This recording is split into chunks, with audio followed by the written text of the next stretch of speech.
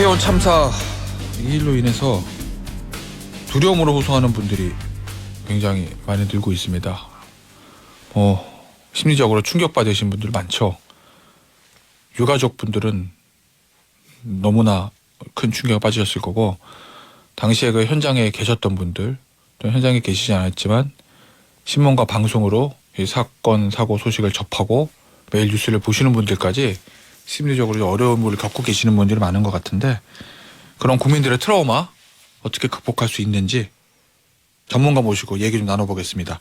백명재 경희대병원 정신건강의학과 교수 나오셨어요. 안녕하세요. 네, 안녕하세요. 경희대학교 병원 백명재입니다. 일단은 교수님 현장에 계셨던 분들 얘기를 좀 해봐야 될 텐데, 보니까 그 현장에 같이 지인들이랑 가서 여러 분 돌아가시고 살아오신 계시는 분들 계시잖아요. 네. 그 아비규환의 참사 속에서 살아오신 분들, 나만 살아남았다, 내 옆에 있는 사람 구하지 못했다, 이런 심리적인 충격이 있을 수는 있잖아요. 이 트라우마가 어느 정도로 큰 건가요? 사실 우리가 큰 트라우마를 겪었을 때 많이들 이제 이야기하시는 심리적인 반응은 뭐 우울, 불안 이런 것들입니다. 네. 하지만 더 큰 트라우마에 노출됐을 때, 그러니까 압도되는 거죠. 압도되는 상황에서는 실제로는 사람이 얼어붙습니다. 얼어붙고, 이게 망연자실이라고 보통 표현을 하죠. 정신이, 이걸 어떻게 정신을 표현해야 될지 모르겠습니다만, 정신이 없다라는 표현이 어떻게 보면 가장 적당한 이야기일 수 있습니다.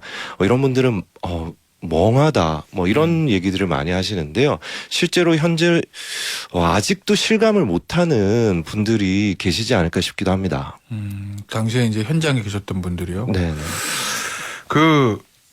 어제인가요?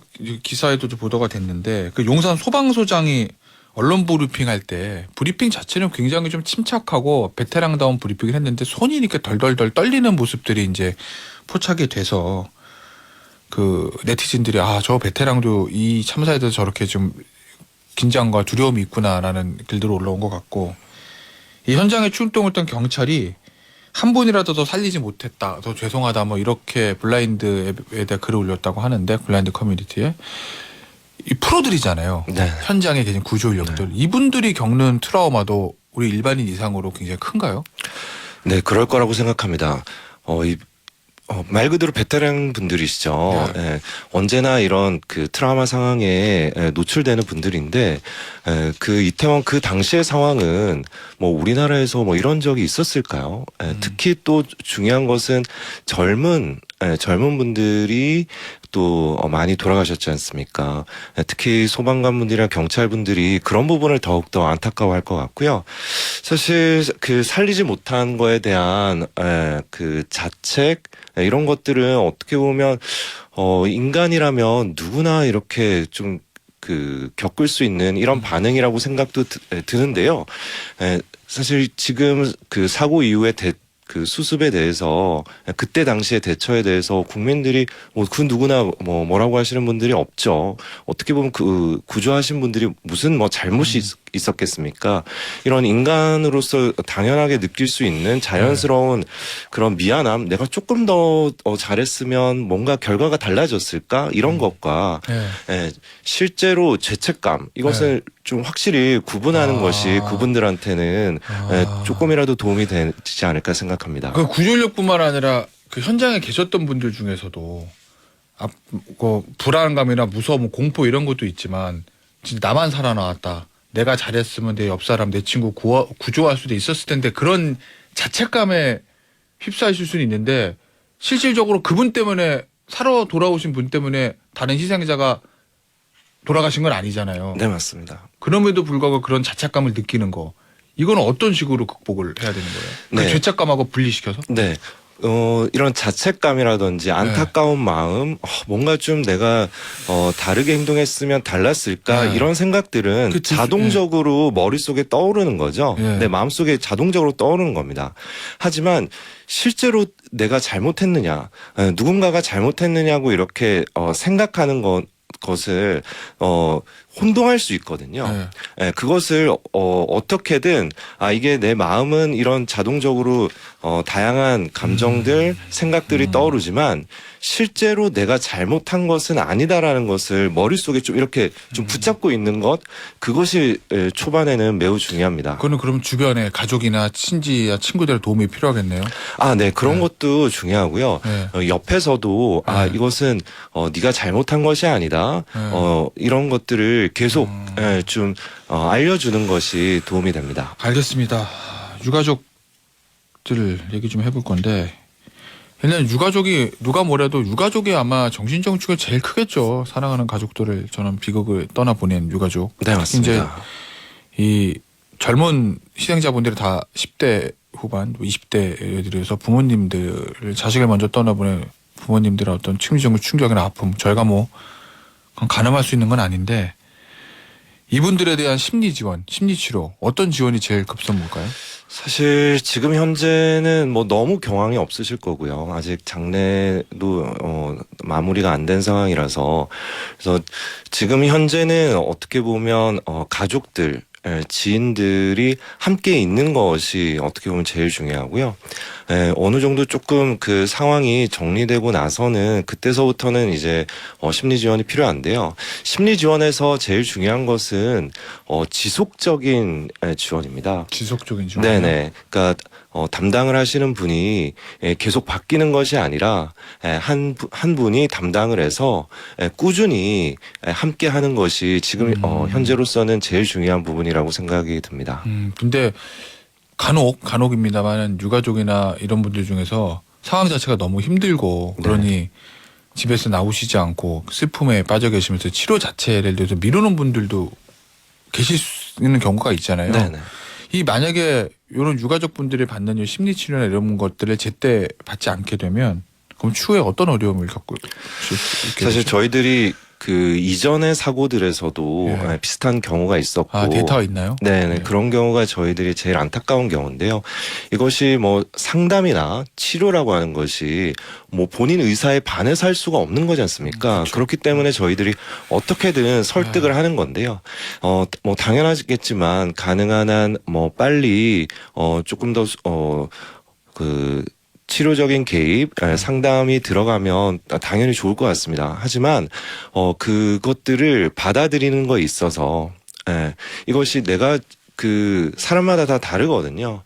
때를 좀 저 같은 경우에는 기다려주는 부분도 있습니다. 네네. 근데 이제 지금 현재로서는 제일 중요한 것은 상담이나 뭐 개입 그런 자체를 아직까지는 받을 준비가 되어 있지 않은 분들이더라도 최소한 저는 평가는 받으셨으면 좋겠습니다. 평가, 본인 심리적인 상태가 어떤지에 대한 어떤 수준인지는 좀 정기적으로 받아서 그 결과를 좀 듣고 지금 다른 분들에 비해서 내 상태가 어느 정도라는 것을 좀 아시게 되는 것이 결국에는 그 이후의 프로세스로 가는 데 있어서 가장 중요한 것이라고 생각이 들고요.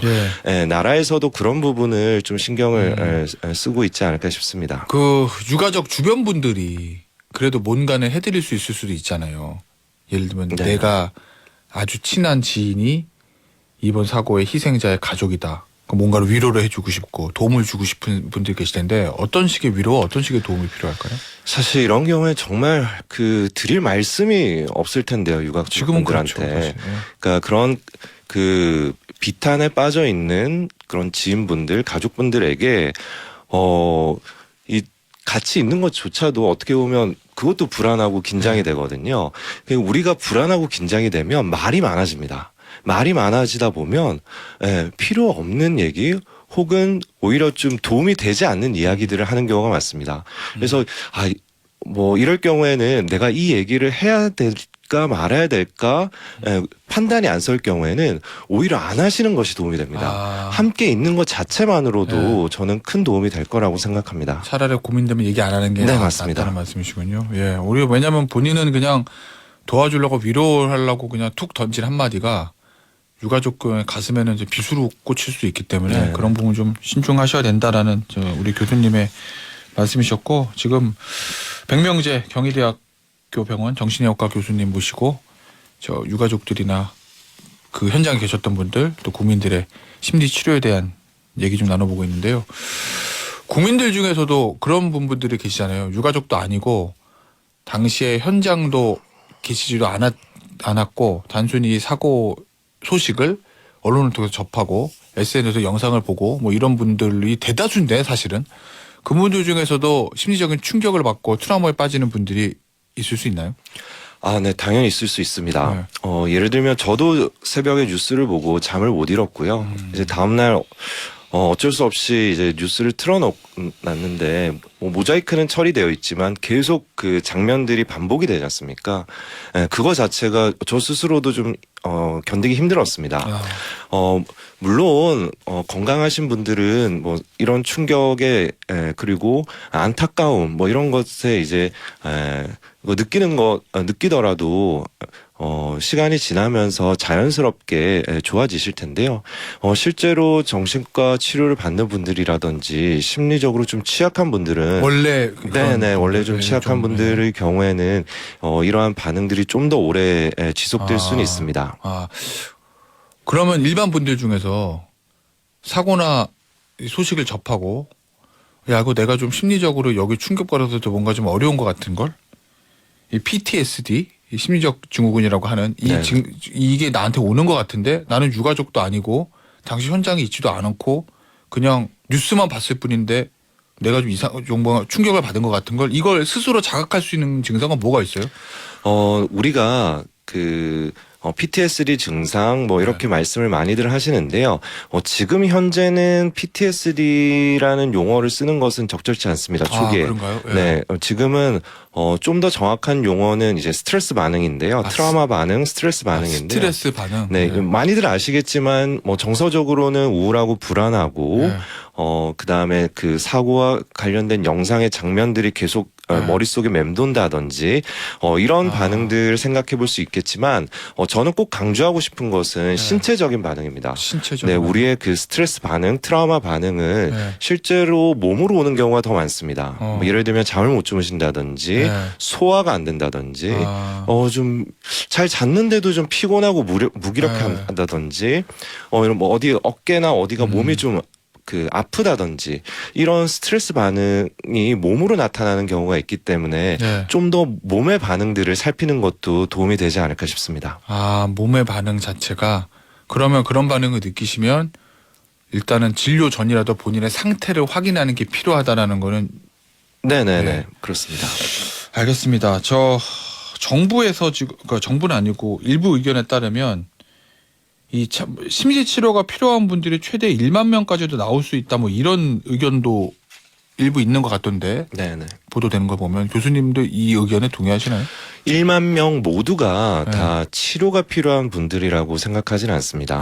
네, 하지만 그분들 중에 저희들도 걱정이 되는 분들이 있고요. 스스로도 걱정되는 분들이 있습니다. 그럴 경우에는 우선적으로 아까도 말씀드렸지만 지금 현재로서 제일 중요한 것은 이게 다 처음 겪는 일일 수 있기 때문에 본인 스스로의 상태를 잘 모르지 않습니까? 제일 중요한 것은 이런 트라우마 이후에 나타나는 다양한 정신건강의 문제들, 심리적, 신체적 반응들을 좀 알고 이런 것들을 좀 정보를 좀 알고 그다음에 혹시 걱정되시는 분들은 스스로 자가 설문지 같은 것들을 평가를 받을 수 있습니다. 그런 것들은 국가 트라우마 센터 홈페이지 등에서도 확인하실 수 있는데요. 그런 정보들을 좀 찾아보시는 것을 추천드립니다. 국가에서 심리치료를 지원하겠다. 제가 정확한 용어는 좀 기억이 안 나는데 치료센터, 심리치료센터 얘기 나온 것 같고 그런 곳에서는 뭘 지원하게 되는 거죠? 네, 우선적으로 그 사고 직후서부터 보건복지부에서는 국가 트라우마 센터, 서울시 정신건강복지센터를 중심으로 통합심리지원단을 구성을 했습니다. 통합심리지원단. 네, 그래서 중대본에서 지금 돌아가신 분들의 가족 그리고 부상자분들의 그런 명단들은 확보가 어느 정도 되기 때문에요. 그 명단들을 가지고 결국에는 고위험군이 그분들이시니까요. 유가족하고. 그분들의 경우에는 선제적으로 먼저 문자도 드리고 연락을 드려서 필요한 서비스를 소개해드리고 정보 제공하고 뭐 평가나 상담들을 받을 수 있는 그런 정보들을 제공해 드리고요. 그렇지 않은 분들 중에 현장에 계셨던 분들. 네, 현장을 뭐 10만 명이 넘는 분들을 다 일일이 다 확인을 할 수가 없기 때문에 그렇죠. 네, 그런 분들은 아까 말씀드린 대로 국가 트라우마 센터에서 정보와 자기 보고 설문지 등을 활용해 보실 수 있고 그분들은 아마 스스로 가셔야 되겠네요. 다 확인이 안 되니까. 네네네, 그렇습니다. 그리고 1577-0199라고 정신건강 상담 전화가 있습니다. 24시간 가능한데요. 지금 좀 많이 연락을 하시는 분들이 많이 있어서 조금 연결이 안 될 수도 있겠지만 그것을 활용하시는 것을 제일 먼저 추천드리고 싶습니다. 그러면 예를 들면 일반 분들 중에서 영상 보고 뉴스 보고 거기 가서 좀 스트레스 증후군 이런 표현 하셨잖아요. 그런 증상이 나타나는 분들이 내가 뭐 병원 가기까지는 좀 그렇고 뭐 국가치료센터 거기 가기도 더 그렇고 대신 뭔가 극복은 해야 되겠고라는 분들이 꽤 계실 거 아닙니까? 스스로 이걸 좀 극복하고자 하신다면 어떤 게 필요할까요? 우선 제일 추천드리는 것은 제가 여기 언론에 나와서 이런 얘기 드리는 건 좀 이상하기도 하지만 언론을 그러니까 그런 자극적인 어떻게 보면 모자이크 처리가 되더라도 좀 자극을 받으실 수 있거든요. 그런 것들을 스스로 좀 자제하는 것이 필요하고요. SNS에 돌아다니는 영상들. 네, 맞습니다. 네네. 그리고 복식호흡이 뭐 이게 크게 도움이 될 수 있겠나 뭐 이렇게 생각하시는 분들이 많은데 복식호흡이라고 하면 코로 숨을 들이쉬고 배를 블록할 때 코로 숨을 들이쉬고 네네. 입을 한 번에 뱉어내는 네네네. 천천히 복식호흡을 하는 것이 상당히 도움이 되고 어떻게 보면 가장 쉬운 방법입니다. 네, 저도 뭐 너무 화가 나거나 뭐 스스로의 감정을 컨트롤하지 못할 경우에는 천천히 심호흡을 하면서 스트레스나 이런 것들을 좀 줄이거든요. 네네. 그런 것들도 도움이 되고 그다음에 운동이요. 네, 이런 것들을 먼저 추천드리고 싶습니다. 그렇게 해서 스스로 극복해내는 방법이 있다는 네네네. 말씀을. 그러고도 힘드신 분들은 그 앞서 말했던 그 전화번호 1577 그 번호로 네네. 전화하셔서 좀 도움을 받으시는 게 번호 한 번만 더 소개를 좀. 네, 1577-0199입니다. 네, 1577-0199로 전화하셔서 고가에 좀 도움을 받으시는 것도 방법이다라는 말씀을 드리고요. 이런 사고, 뭐 항상 사건 사고가 있으면 나오는 얘기지만 SNS에 뭐 혐오 발언들, 뭐 거기 왜 갔어라든지 또 가짜 뉴스들 확인되지 않은 것, 그 다음에 좀 자극적인 영상들 올리는 사람들이 꽤 있는데 그 사람들의 심리 상태는 뭘까요? 그러니까 하면 안 되고 자제해 주십시오. 정부에서도 부탁하고 언론에서 그러시면 안 됩니다. 하는데도 불구하고 하는 그 심리는 도대체 뭘까요? 물론 안타까운 마음에서도 왜 갔을까 이런 얘기들을 꺼낼 수도 있겠지만 실제로 저는 제일 큰 이유는 이태원이라는 공간 자체에 대한 약간 편견, 어떻게 보면 잘못된 편견. 네, 뭐 저도 저나 많은 분들이 평소에 많이 가는 공간인데 실제로 연세가 있으신 분들이나 이런 경우에는 이태원이라는 공간을 조금 오해하시는 분들이 좀 계실 수 있고요. 그다음에 헬로윈이라는 문화 자체가 전혀 익숙하지 않은 분들이 당연히 계시죠. 그런 것들이 좀 합쳐져서 좀 뭐 이런 경우가 생기는 건 아닌가 싶기도 한데요. 그런 걸 떠나서 기본적으로 사람의 성향 자체로 예를 들면 이런 참사가나 사고가 있을 때마다 뭐 피해자 뭐 일종의 조롱이라고 그래야 되나요? 네. 가짜 뉴스 올리고 자극적인 영상 보세요 뭐 이거 올리고 이런 건 왜 그러는 건가요? 특별히 헬로윈과 이태원과 상관없이 일반적으로는. 이거는 실제로 뭐 여러 가지 마음인데요. 사실 뭐 자기는 못 간다는 그런 뭐 질투심이라든지 뭐 그 문화를 함께하지 못하는 것, 즐기지 못하는 것에 대한 그런 것들도 좀 있을 것 같기도 하고요. 실제로는 뭐 성격적인 문제라든지 이런 것들도 함께 결부된 것도 생각해 볼 수 있겠습니다. 알겠습니다. 5325님께서 하루 종일 뉴스에서 언급하는 것도 트라우마에 안 좋다고 하던데요 라고 말씀하셨는데 사실 그래서 저희 이 시사 프로를 하는 저희들도 사실 고민은 많습니다. 이런 사건 사고 얘기들을 계속 듣는 걸로 괴로워하시는 분들이 있으니까 계속 말씀드린 게 옳은지, 하지만 또 현재 발생하고 있는 상황에 대한 또 설명을 드려야 되기 때문에 그런 부분들에 대한 고민이 좀 많다는 거를 좀 이해를 해주시고요. 9871님께서 방송국에서 이태원 참사 자극적 영상 사용을 자제한다고 하는데요. 효과가 있을까요? 너무 늦은 건 아닙니까? 라고 하셨는데 저 SBS에서도 이 최대한 영상은 사용 안 하고 가급적으로 사건 사고 설명을 위해서 사용하는 경우에는 모자이크 처리, 블러 처리를 해서 블라인드 처리를 해서 이제 보여드리는 걸 하고 있기 때문에 이런 자극적인 영상 앞으로 좀 보실 일들은 좀 줄어들지 않을까 그렇게 좀 생각이 되네요. 오늘 교수님 모시고 이 심리 트라우마를 어떻게 극복해야 되는지 얘기 나눠봤는데요. 오늘 여기까지 얘기 듣도록 하겠습니다. 지금까지 백명재 경희대병원 정신건강의학과 교수였습니다. 감사합니다. 네, 감사합니다.